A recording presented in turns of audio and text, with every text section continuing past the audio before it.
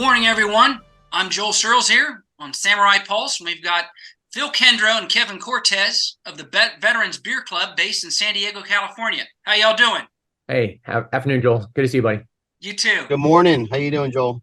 Wonderful, wonderful. It's great to have you here. First off, why don't you tell me a little bit about what you do, why you do it, and how much fun it is?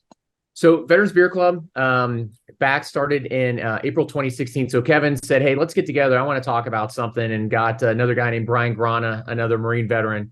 And we went down to the University Club downtown San Diego and said, hey, we're blessed and we're cursed in San Diego. We have so many awesome organizations to help out veterans and transitioning service members, but some of us just don't know where to go. And how can we help out? And we said, hey, we can help vet those groups. And, Kevin and I had some challenges in our transition, and we said, how can we make it better for others as they're going through their transition? And so the next month at the Second Chance Beer Company in Rancho Bernardo area of San Diego, we had our first meeting. And from there, it just blew up with people saying, hey, I want to learn more. I need help with my transition. What can you do to help this less painful for me? Everything from finding jobs, networking opportunities, financial, all of that stuff. There's so much out there that they didn't know where to go. And we finally created a group where we touch every industry in San Diego. And we've got multiple chapters across the United States now that are doing the same thing. Excellent. Excellent. What's the most recent chapter you've started, and where is it? It's funny you say that, Joel, because we are an organization that's growing. It's kind of like building the plane as you're flying it.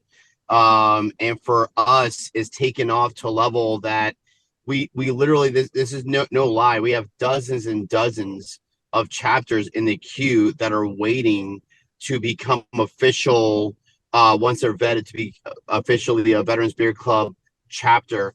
I would say, just to answer the question, the most recent reoccurring one is our Orange County chapter here in San Diego. So San Diego County, Orange County is just north of there. And for us, that was a chapter that was thriving. The veteran who's part of that moved away, excuse me. And so now we see literally a growth, a super growth of chapters of people that want to be part of this movement. So it's very, very exciting. Wonderful. Yeah, Augusta just reached out 2 days ago. Central Oregon now has been blossoming recently, and it's been pretty neat for myself because I'm here in Denver on training right now, and I get to visit one of our most active chapters, VBC Denver, and get to meet up with them. And I know Kevin had been here before, so that's even more fun. Is the fact that we started in San Diego, and now we get to go outside of San Diego and see the other chapters, be it DC or Annapolis, Orlando, super active, Colorado Springs. It's just cool to get to see the other chapters outside of San Diego. Definitely. And what veteran doesn't like beer? Want to show up and share a beer and share some stories? It's open to all branches, correct? That's true. So one of the biggest things just to note as well is we always say that this is an opportunity. This is an organization that took off organically because it was never about beer. Beer was just kind of the vehicle that kind of broke down some barriers for some veterans to allow them to be relaxed, allow them to open up about what they want to do in their life after the military. I personally do not drink alcohol, so which is kind of ironic. There was a point in my life that I did, but now that I don't. But still, it's for every branch, any rank, any military occupational specialty, and which is super exciting because it's agnostic to a specific branch or rank. So it's open to anyone that has served, reservists, retirees, and we are just excited to announce that just this year, we've launched an opportunity for spouses to have a voice to kind of get together and start their own community within Veterans Beer Club. Excellent. Excellent. So flexible, expanding, and embracing different people. Well, one of the things my favorite, I think, slogan is brewing authentic connections. So BAC works out really well. And an acronym, who'd have thought in the military? That never happened. Shocker. Marine Corps has like 2 or 3, I think. I can barely remember them. So what has been the most impactful experience you've had thus far, Phil? There's 3 things. There's 3 tenets that we have about the organization. One is helping that transition. So during that transition, is it finding different networking groups? Like we talk about, a lot of stuff is a walk crawl, walk, run philosophy. So with us, we're really a crawl stage of that networking to go out there and kind of like, if you're scared, you've never done it before, to kind of meet and greet people. So that's been one thing. We also help out with making sure people know about veteran events, different other organizations they should support, job opportunities. So that's kind of our first group, was like, hey, job stuff.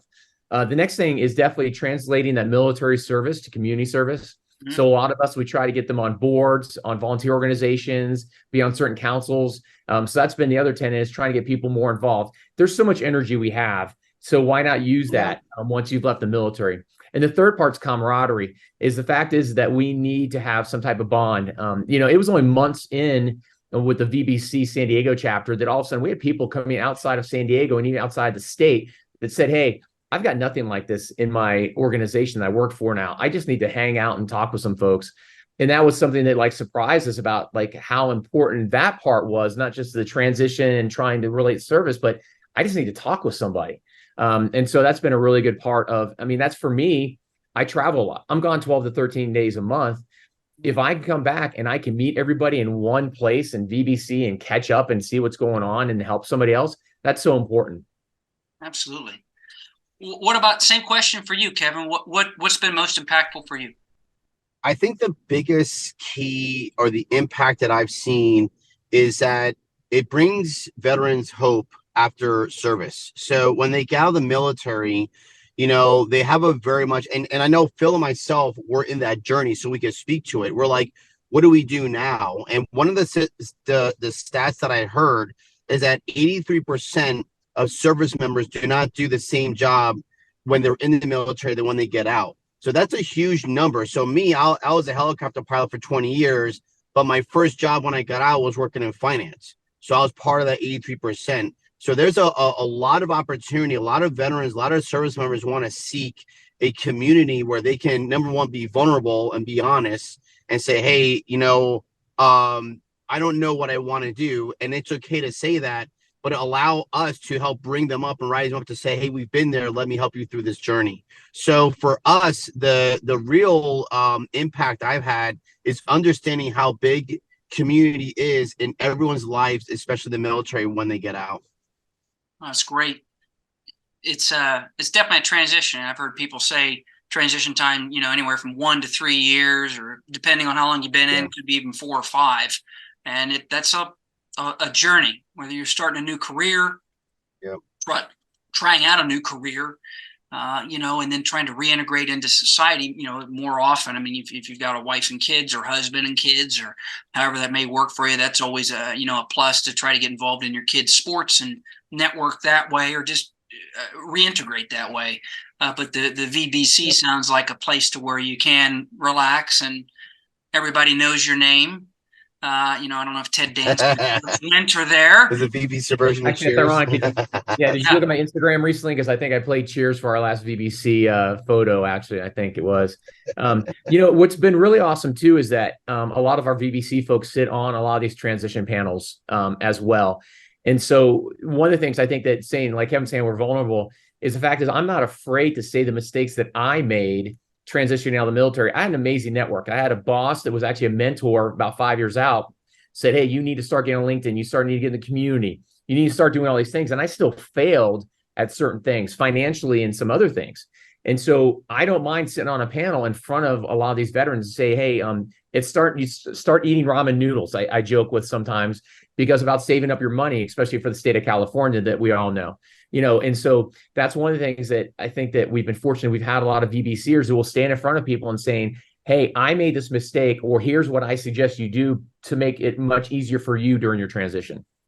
That's something a lot of veterans need to hear. They need to hear the straight truth and make sure that they're saving their money and that they're getting ready for that, transition out. Because whether you're, senior, you're an officer, you're senior enlisted, we get a, basic housing assistance. You get, other opportunities and discounts, taxes, tax breaks and stuff that once you're retired or out, it's not the same. Unless you get lucky and hit the jackpot and go to work for Goldman Sachs or McKinsey or some big aerospace firm like Rand or Northrop Grumman or something. It's even if you go to there, it's still a shift. It's not the same. Right. We've been running on one steady treadmill, usually going up in promotions and pay, and that treadmill ends, and it's a different treadmill you're going to get on, and sometimes it's faster, sometimes it's just a different pace overall. So, is there anything else? What plans do you have for the future? Sounds like you touched on some of them, but any others? I think the most exciting thing we have now, and it took us 7 years to get to this point, is that we are going to be officially a 501c3 organization, and there's many reasons for that. A lot of people think, money, nonprofit. A lot of it is we want to build a structure and an infrastructure to do it the right way. A lot of organizations that we are a part of, like Phil said, in San Diego, there's a lot of military veteran organizations, a lot of nonprofits, but we want to put some skin in the game and make sure that we're doing a due diligence to our service members and making sure that they're covered so we can build chapters the right way. So we're not just, say, hey, this is just a great club to go have a beer and talk about a job, but we can really get people that are involved in the recruitment sphere or entrepreneur sphere, and really be intentional about bringing that to the next level. So that's super exciting. That's part of the biggest news we have, and we're currently working with several teams that are helping us to build that right now. And we've also been very fortunate now in the last few years, because so many different organizations in San Diego and other chapters as well recognize our worth for the UBC, is that they see us as the networking group for active duty and transitioning veterans, transitioning service members, veterans, and spouses. So like there's different veteran groups in San Diego, and they're like, you know what? There's no reason for me to do an event. Why don't you all go to VBC? So groups like the San Diego Military Advisory Council, that's been around for numerous years, has said, you know what? There's no reason for us to put a event together. VBC's got it. Hey, let's get all of our partners and people to go to that one. A lot of the alumni associations for colleges and universities now, they come to our events as well because they want to learn more about us. Economic councils or business chambers, it's the same thing. So everybody's recognized the worth and seen what we've done. So it's been pretty awesome now that they want to partner and collaborate, which I'm a big fan of, to put some awesome events together. And one of the other cool things I would say is we have Facebook and LinkedIn pages. There's been times on Facebook where people have said, hey, I'm applying for a job at so-and-so company. Does anybody know somebody there? And in 60 seconds, hey, here's the HR manager. I know them. Tell them that you know me. Hey, I need a veteran owned food truck. Does anybody have one for a party I'm throwing? Hey, contact so-and-so. Here's their phone number. Let them know that I used you before, or I used them before. And so it's been a conduit that says, hey, I would like to know some information, and here's veterans to give that information, and they get it in a very quick manner and help them out. That's fantastic. That's great news. For our viewers here, what is your Facebook page titled? What's your LinkedIn? Do you have an Instagram as well? So all you have to do is look up VBC or Veterans Beer Club. It's all over the place. There's multiple VBC chapters all over Instagram, Facebook, LinkedIn. There's the national chapters, Veterans Beer Club, as well as there's some local groups as well. So you just have to search it, honestly. There's too many to mention, honestly. Okay, that's great. That's great. I'd love to hear that. All right. Well, do you gentlemen have any saved rounds or anything else you want to share before we depart?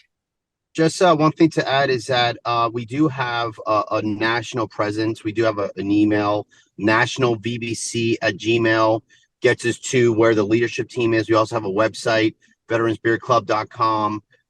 So that's in the process of getting reworked as well. But to be honest, Joel, I mean, it's real, information is power, right? Instagram, LinkedIn.